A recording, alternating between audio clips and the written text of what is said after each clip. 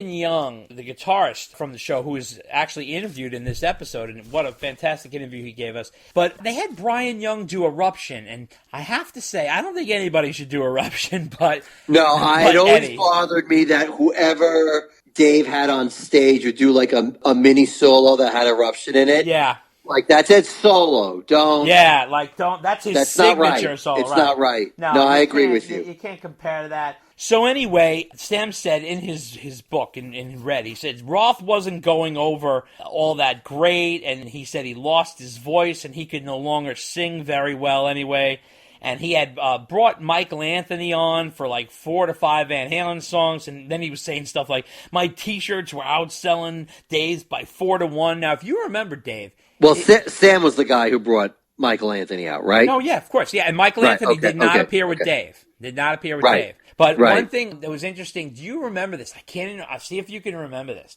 If you remember, you wanted, we both did, to get an event tee, and there was no event tee. Do you remember that? Because I do remember bought one in the parking lot. Right, just another thing these guys could not agree on. Exactly. They couldn't even agree to get their faces on the same shirt. Right. And like you say, this is an event. Yep. Right? So if people are going to buy a shirt, they're going to buy a shirt for this once-in-a-lifetime event. No. I had to go into the parking lot, buy a bootleg shirt, which I still have. Right. And I didn't even notice until recently. Right. Actually, I didn't notice this. Yeah. My daughter noticed it when I was wearing it one day. Right. And she says, why does that hand have 6 fingers? And the hand that's doing the devil horns on it? Yeah.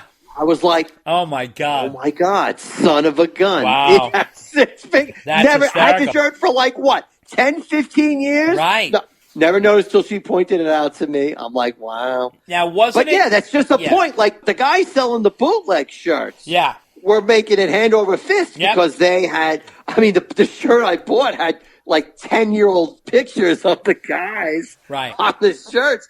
But still, I mean, that was the ridiculousness of it all. Yeah. That they had the separate merch. Right. They had no joint merch. Right.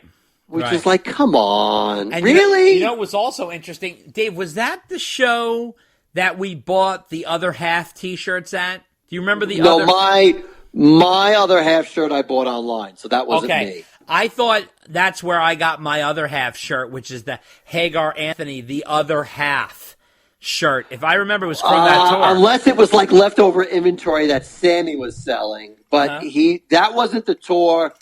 But no, Dave. You know what, Dave? I'm going to say no. Oh, okay, no. I'm going to say no because and here's my reasoning why.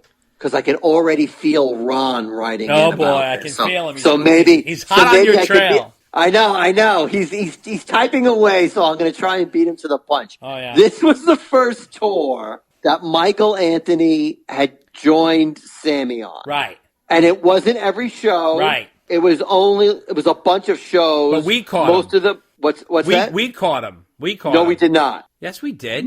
No, we did not. Oh, so you know what it is? You know what it is? You are not remembering anything. No. You know what it is? And we've talked about this on the damn cast before.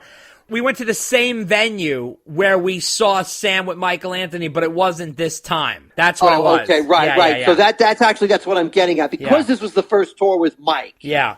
And Mike was just coming out, for shows where it was like close to California. Right. Or I think he played somewhere near Chicago. And then, he came out to Boston when Gary came out. Right. I don't know if he did the New York show or not, but in any event, it wasn't every show. It was a bunch of shows. Right. And so that was like Mike, he's like, I got to get out of the house. I got to do something. Right. So he finally started coming out. And then I think it was the tour after that, or maybe the tour after that. But at one point, you know what it was? Let's see. So it was 2002 that it was this tour, and then Van Halen toured in 2004. So I think it was after that when Mike and Sam went out. Yeah. And that's when it was. I think that was the Living It Up. Wasn't that the Living It Up album? Maybe 2006, I think that was. About that time, yeah.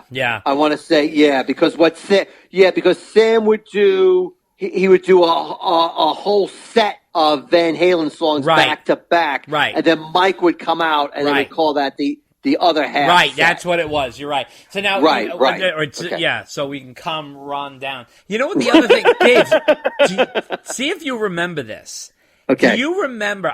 This is a real reach back. So anybody out there, see if you remember this. Sammy on this tour was selling a Van Hagar shirt. Do you remember this? The writing was all tan, and it looked like rocks crumbling, and it was said Van Hagar. I thought that was interesting. I thought that was like real ballsy. No, I don't remember that at all. Yeah, that was the only time I saw him do that. But what I do remember is that Dave was selling DVDs of his No Holds Barred, and they were like cheese ball, like burnt copies. They were expensive too. Yeah. And I didn't get one. Yeah, neither did I. You can watch it on YouTube now, so it doesn't matter. And it's hard to watch anyway.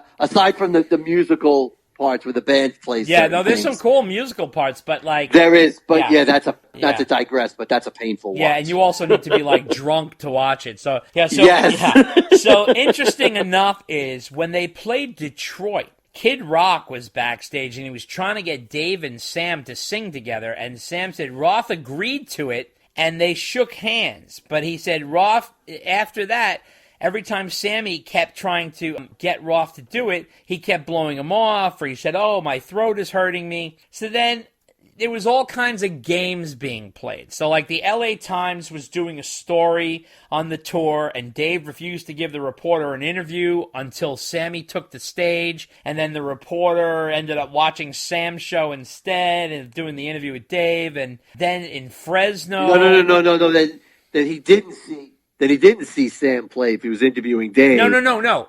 But apparently, according to Sam, the reporter watched Sam's show and skipped doing the interview with Dave. But what he was pissed off was he wouldn't let the reporter interview him ahead of time so he could watch Sam's show. But the reporter ended up watching Sam's show. I don't know. Oh, yeah. And, that always... Yeah. See, this is what Sam did wrong. Yeah. It was stuff like that. Yeah. That bothered Sam. Right. And he couldn't let it go. No. And Dave knew that. Right, and he was irking him. Right. And then there's all kinds of tricks that Roth was playing. So, like in Fresno, Roth said his bus broke down, so Sammy had to open the show, and then Dave would pull up just in time for himself to take the stage.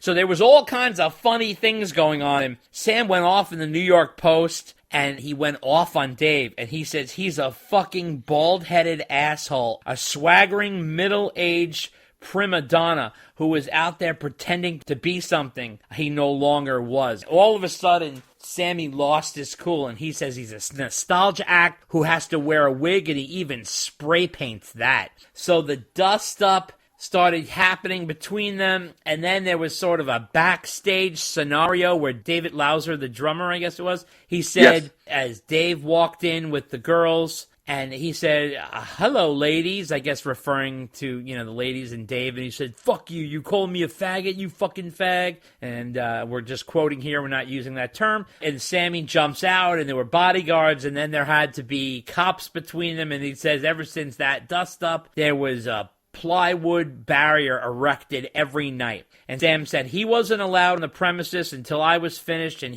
I couldn't show up until he was done. He says the bottom line was I originally hoped that Roth and I were going to go out together and would jar those lame brains from Amsterdam, and he's referring to the Van Halens, into joining up for a stadium tour by Sam and Dave and Van Halen. It would have been the biggest tour in the world, but that was never going to happen. The Sam and Dave tour was a huge financial success, but a personal disaster. So now, if you really want to get a taste of this tour, VH1 did a special called Rage Beyond the Stage, David Lee Roth's Sammy Hagar project. And it was the Red Rocker Sammy Hagar versus Diamond David Lee Roth.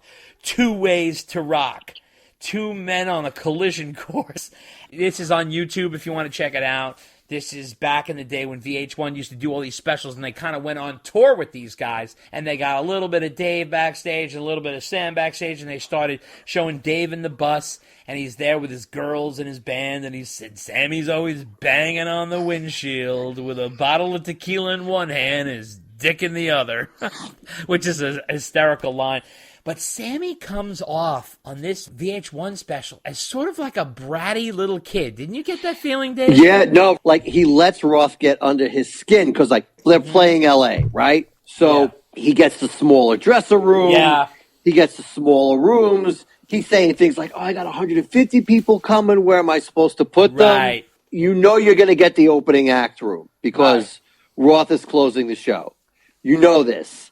They don't have two headliner rooms at any venue. So what do you want them to do? Right. And the other thing is he knows that Roth is going to show up when Sammy is playing. Yep. So people will cover Roth coming in instead of Sam's show. Right.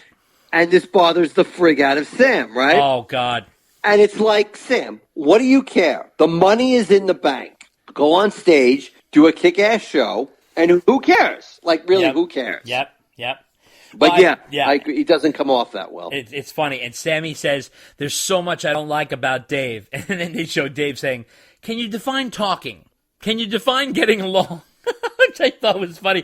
He said, so backstage on the road, Sammy, you could see him with his family and his band. And he said that the tour cost an extra $100,000 to mediate between them because they don't trust each other, the amount of security and back and forth.